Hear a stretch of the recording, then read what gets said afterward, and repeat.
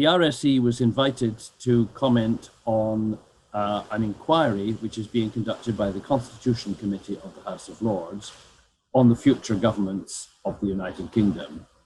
Obviously a very important topic. There is a lot of important writing about it at the moment, and the Lords Constitution Committee is a very serious body, so the RSE was very pleased to be invited and convened a panel which I chaired to provide a response.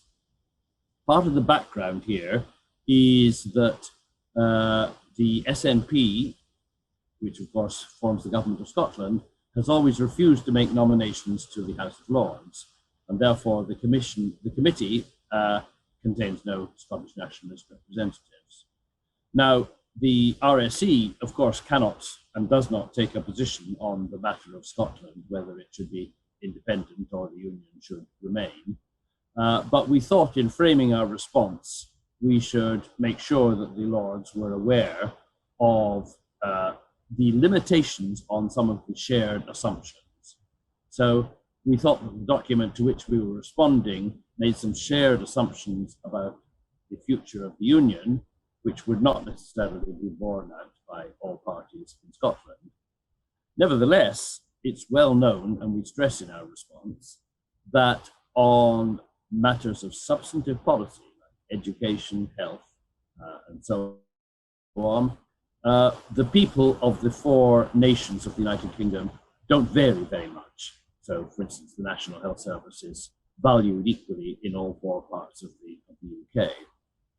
Where people do vary, obviously, is on what is the right vehicle to get these shared ambitions advanced, whether through union or through independence. So, as we responded to the Lords Constitution Committee, we, and our committee, of course, contained people who support the Union and people who don't. We tried to point out in a non-partisan way which actions of the UK government would be tending to strengthen the Union and which may, despite itself, be tending to weaken it.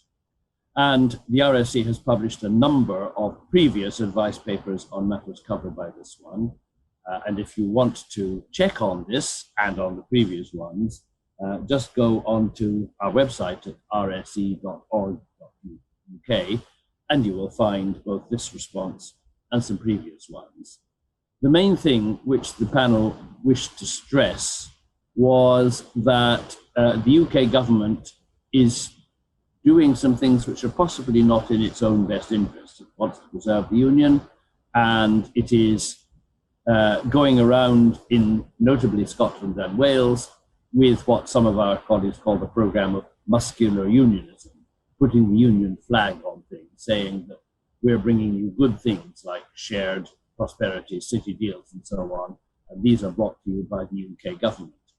Now, these things are fine, and the panel doesn't object to public money being spent on these things, but it does confuse responsibilities, we told the Lords Committee, as to whether it is in an area of devolved competence within the competence of the Scottish Parliament, whether it is the Scottish government or the UK government which is doing some of these things. We also thought that it was really not a smart idea for the UK government to take the Scottish government or the Scottish Parliament to court on constitutional matters. We didn't think that would achieve anything constructive.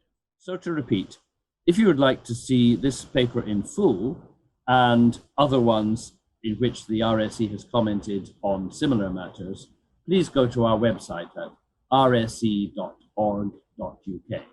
Thank you very much.